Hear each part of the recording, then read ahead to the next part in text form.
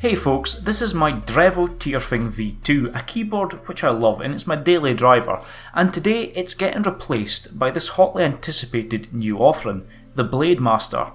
Now this review has been a long time coming.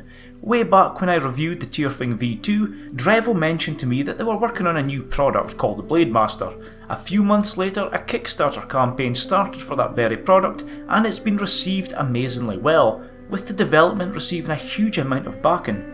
Now Kickstarter is great for this, allowing peripheral manufacturers to kind of gauge the market if there is interest and budget for research and development accordingly, which is exactly what DREVO has done with the Blademaster TE we see here today. Now DREVO's been around for a few years now and I've been using their keyboards in various forums at a home and office setting since their very early offerings. In the closing of my Tyrfing V2 review, I ended by saying that I see a bright future for the company if they keep creating high quality products and kept pricing them competitively, and the Blademaster is the latest keyboard in the lineup to do just that. The keyboard version here I've got today is the Blademaster TE, the lower cost cabled edition, so let's see what we get. The box is nice and sturdy with enough info on the front and back to kind of wet your whistle, and inside the keyboard is nicely protected, resting within two foam pads with a plastic dust shroud on top. Under the keyboard we get a few leaflets explaining the basic functionality, a DREVO sticker, as well as a handy keyboard brush and a keycap removal tool, a fairly complete package all round. Of course you're not here to see the box, and it's only once you take the Blademaster out that you start to realise that DREVO has really upped the ante from their previous lineup. And just looking at the Blademaster TE, I must say that it is looking particularly clean and well built. While not as minimalistic as my old Tyrfing, the design is fabulously clean, and you get the feeling that DREVO's design house has really tried hard to refine the already clean looks seen in their products. The keyboard isn't garish, and the soft but angular design cues are subtle enough to blend into any workstation, but pronounced enough to give the keyboard a distinctive look. And everything just seems to have jumped up a tier in terms of quality from the previous offerings, which was already very high. Now whether it's the spacing of the keys or the bleed through of the RGB lighting, everything just looks and feels a little bit better with the Blademaster. The standout feature is what DREVO calls the Genius Knob, and while the naming might incur a very British raised eyebrow, it's actually fantastically useful, as we're going to see later. Overall, the Blademaster TE is a pretty standard profile, which is great, as the last thing that I really want to be doing when testing a keyboard is spending excessive amounts of time getting to grips with the layout.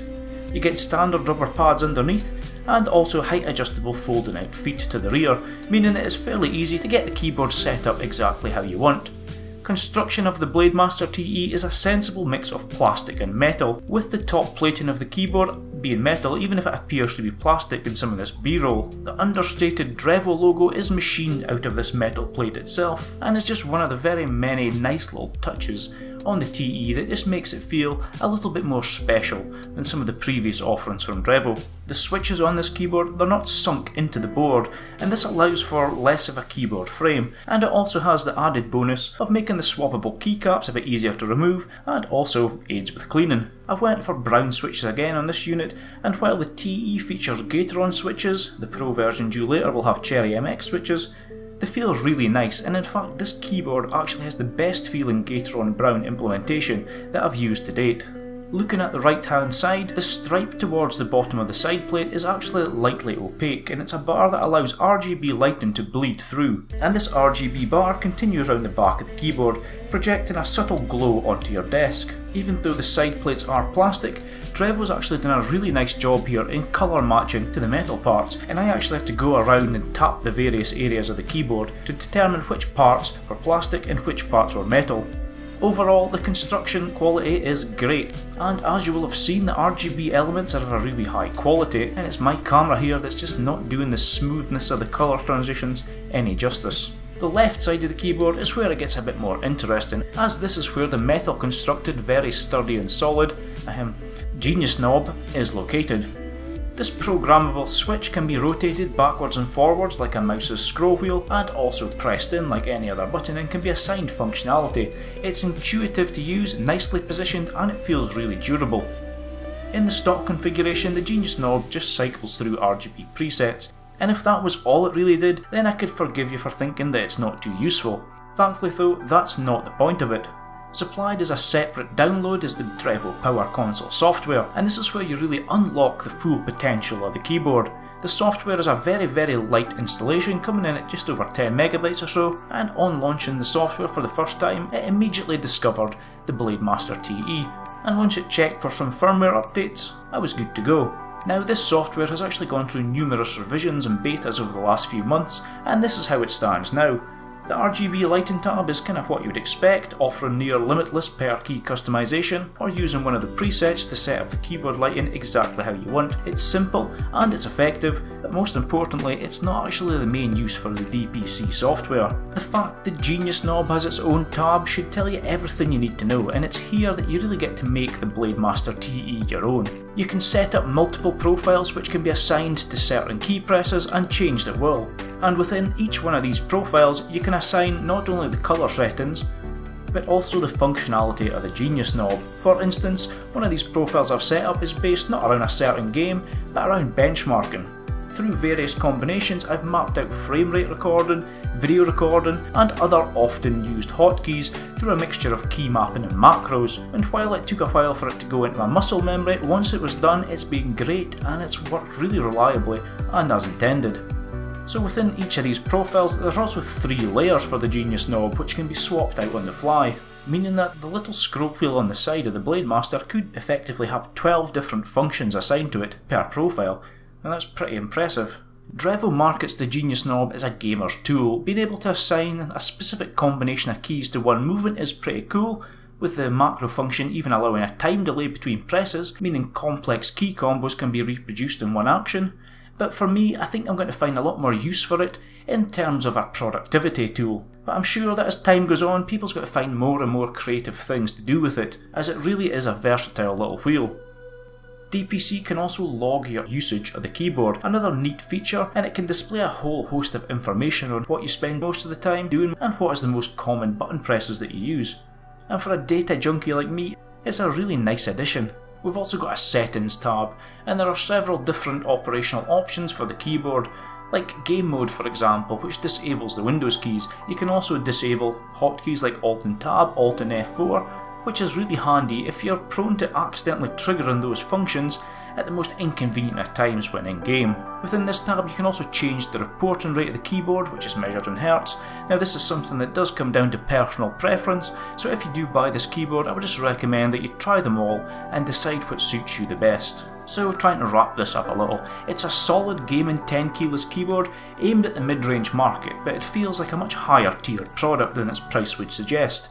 Overall, you can really tell that DREVO wanted to make the keyboard to the best of their ability, and that really does shine through. This isn't just the usual cash grab where a company slaps on some RGB, some MX cherries and slaps on a gaming logo and charges an obscene amount. No, you can really tell that the Blademaster TE is a product of passion rather than simply a product for profit. It's been designed first and foremost to be a great keyboard, and that's exactly what it is. The fact that it could have so many gaming applications on top of that is just a bonus.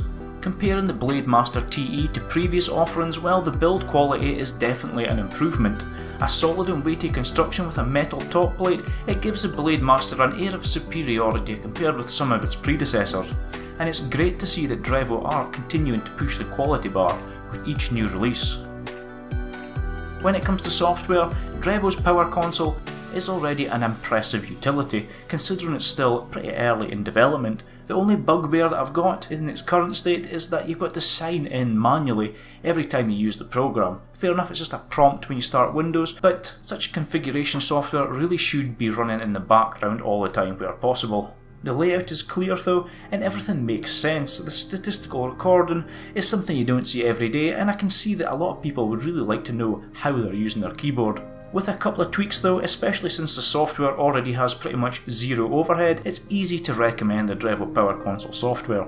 Now when it comes to the design, I'm sure that by my previous reviews you can kinda guess that I'm a big fan of the TKL keyboard layout, not just for its looks but for its ergonomics. And this keyboard is certainly minimalist, which helps save on desk space, but the sheer design of the keyboard just makes it feel special. From the embossed DREVO logo on the metal shroud, to the LEDs around the edges for a little stylish illumination, DREVO's managed to bring an eye-catching design to the table here.